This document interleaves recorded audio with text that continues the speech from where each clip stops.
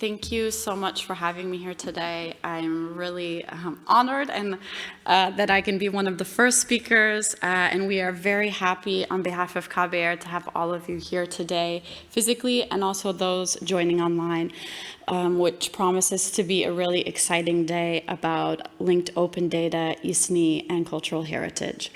What I'd like to talk to you about for the next 20 minutes is, actually I was going to set a timer because I always talk too long, is about what we're developing here at KBR within the strategic plan, the digital data strategy. But I'm standing here representing a working group that is working on this task, and that is bringing together experts from various different departments within KBR to think about how we want to use, implement, make our data fair, and preserve it for the future.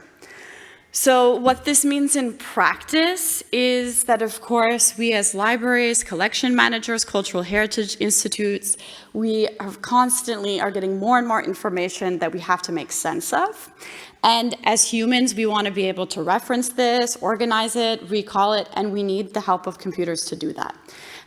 From the moment that we have this information in a format of data, then we can use the capabilities and the facilities of the machine in that making that machine readable data to help us do that. I'd like to share an anecdote about this. Recently, in one of our annual reporting about the progress of the strategic plan, I gave a presentation on the updates, and a colleague said, "This is really great, but why can't we be found on Google? And why aren't our images on Wikidata? And why, when I go to Wikidata, do I find something that we have, but we aren't tagged there?" That is exactly it. That is the core idea of that. In making this information available for a machine to read, we can ensure that it's findable, accessible, interoperable, reusable, and can be preserved for the long-term future. But the way that we do this is, of course, based on the capabilities and the expertise and the financial opportunities and threats and challenges that we might have within the institution. So that is why the plan that we are working on is specific to the needs of KBR. And this is a plan that will change over time, that's now related to a 2-year period, and that is emerged bottom up from this group of experts. So indeed, we maintain lots of different materials, but also the data about these materials, and we maintain them in many different forms and formats. All of these different types of data have very specific characteristics. They're also maintained by a very diverse group of actors. So although we might have a newspaper collection, there might be a different group of actors within the institution that are responsible for maintaining the digital copies or the full text data of these newspapers. So they're not only stored by different places with different groups and expertise, but also different priorities, challenges, and opportunities. Thus, to think about this challenge and in general the challenge that we see in society of our users also wanting to gain access to this information in a digital way, we decided that we needed to think about how can we ensure that our information on our collections is findable, accessible, interoperable, and reusable. This started actually of a discussion when we had to identify as a group of what is research data? What do we consider research data? What are we going to share on the SODA platform, which is a BALSPO platform for maintaining an archive for the research data. But we didn't have a definition of what that was. That was the starting point for this, and we realized in that moment that actually we have so many different diverse types of data that we need to first start to categorize that, make a list of who these actors are, key points within the organization, and that then became integrated into the strategic development plan. So this, if you can find the plan online, this is point 4.2. So what does that mean? So the digital data strategy that we're working on, it develops and outlines a proposal for how to manage this variety of data. Not only the volume, that it's increasing in size, but also ensuring the quality and the availability of that, considering rights management, and increased volume of requests that we get. In order to do this, we first took stock of what kind of data do we have. We have a lot, and for sure, this is not everything, but this is what we're prioritizing right now, and we're thinking about it as a category so that we also can assign a responsible person that can work on the action points in the upcoming year. So I will go through each of these for you so you have an understanding of what and how we've defined these different data types. So first, bibliographic data. So this is the traditional metadata that we're thinking of, which would be stored in the library catalog. So it describes specific resources, documents that we may have. Then we have heritage data. There may be some overlaps here with this bibliographical data, but we wanted to make a specific data type here because often there are perhaps other international standards that we want to use in describing, let's say, coins, for example, as I've shown here. It means that we're not only have that metadata, but we also have other information and descriptions on other items in our collection. Then we also, I think the order is wrong here, something like that. Then we have authority data. So this is information derived from this bibliographical data and potentially also the heritage data that specifically provides an authority of names of people and places and things, something that we from KBR are responsible for maintaining within our mandate. Which is what are Belgian authorities? Who are the Belgian authors? So this is another core data aspect here at KBR, and this involves multiple projects, not only that we've become the ISNI registrate, but also research projects that are involved in maintaining and enriching these collections. We also have lab data. So what is lab data? So increasingly, in research projects, but also within the IT team, we have code that we're developing so that we can access, play around, experiment, and investigate this data that we have available, whether that's the metadata or full text data. And we now have a GitHub where we store these openly available codes and tools, which you can also use for playing around with the data that we make available. Additionally, we have digital data, and this is a lot. This can encompass many things, and so we've made a very broad definition here because we've made some distinctions of other types of data, and this would be everything else that doesn't fall in there, but still is digital, and that we need a characteristic of that. So this is digital files of these resources. So the digital copies of the some of the documents that we have. They could be stored in different formats, so IIIF, but also audio, also thinking about the enrichment of these files. Where do we store it? How do we store it? In what sort of format is this? And what are the challenges there?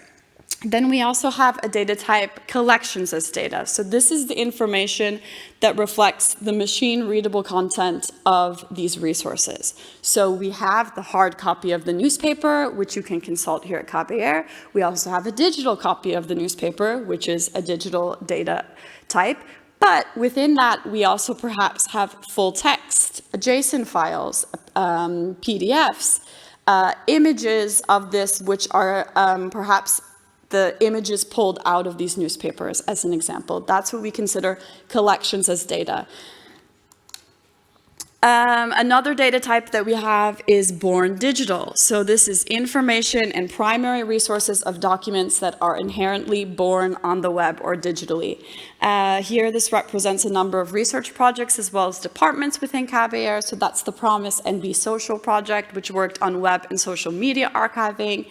But also the future digital legal deposit of where and how we can deposit these digital documents.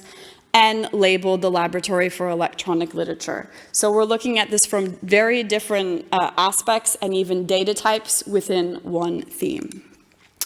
Additionally, the Department of E-Resources and all of the collections that we make available as e-journals and e-books. So these are resources that are available digitally, but that we at KBR don't necessarily maintain ourselves.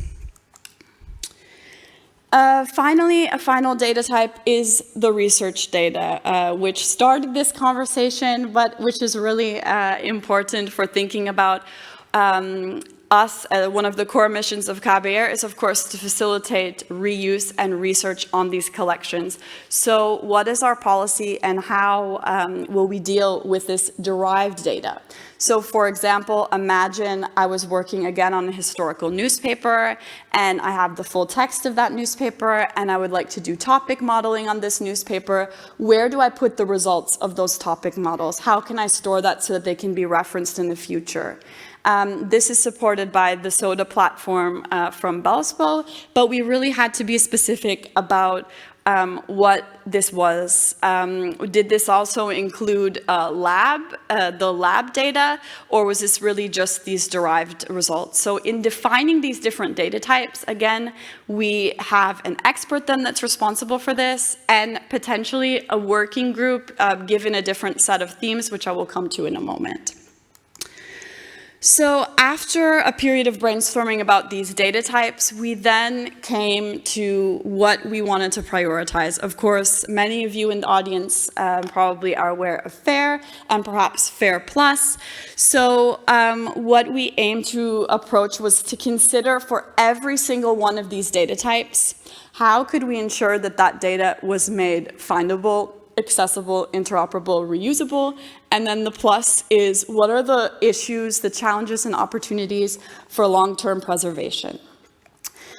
Within each of these data types, then we also itemized what these goals might be, but then we also needed to prioritize them because this is aligned with the 2-year strategy of the organization, and we cannot achieve all of these goals and action points within this 2-year period. Thus, we developed 6 key goals, which certainly you can find back in the FAIR Plus, but we made them very specific and then asked each representative of the data types to say, okay, if these 6 goals of improving data quality, implementing sustainable data managed practices, which includes data management plans, improving the findability of the data, which for some data types means figuring out a strategy for Wikidata, improving the accessibility of data, how can we ensure that our users can access this, and improving the use of data by expanding the data services that we have and improving the general digital data literacy, not only of our staff, but also of our users.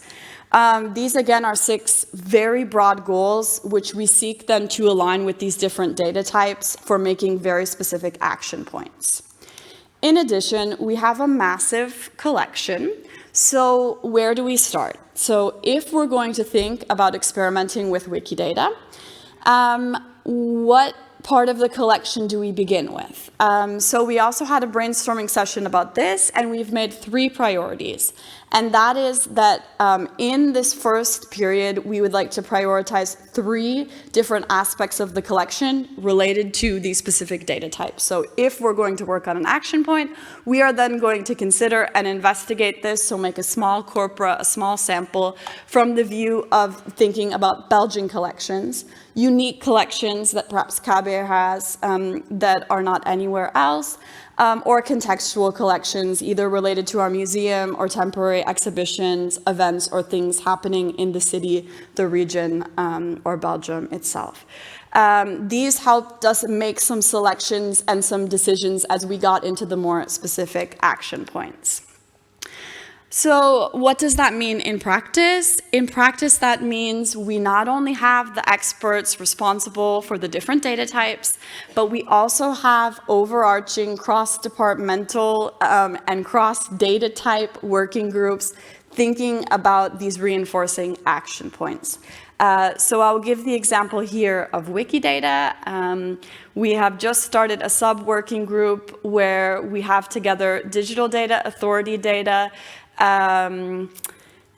bibliographic data, heritage data, and I'm sure I'm forgetting one, but in any case, and collections as data. And we then work together to think, what is a strategy that we can develop? How do we want to be present in the wiki sphere? So not only on Wikidata, but on Wikimedia, on the Commons. How do we want to share these images? What are the rights and management issues that we need to consider? And within there, we will develop then a unique strategy for the use of the Wikisphere, which connects to increasing the findability and accessibility of our data. Of course, again, to emphasize, the strategy that we develop from KBR is unique to our needs and our capabilities, whether that be the expertise or even financial aspects connected to specific research projects.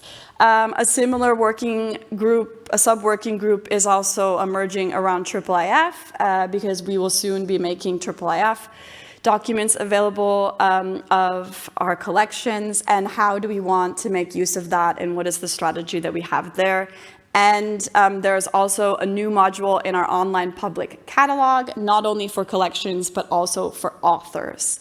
And I would just like to say thank you for your attention, but also thank you very much to those in the work group, because although I am standing here telling you about all of this, the work is really done by those experts, and the time that we spent brainstorming and thinking about how we can make this data available so that machines can read it, because if machines can read it, it can help us as humans to access and find this data and make it interoperable so that we can reuse it in practice. So thank you so much, and I'd be happy to get your questions or shoot me an email or find me in the coffee break, and I hope you all have a great conference. Thanks.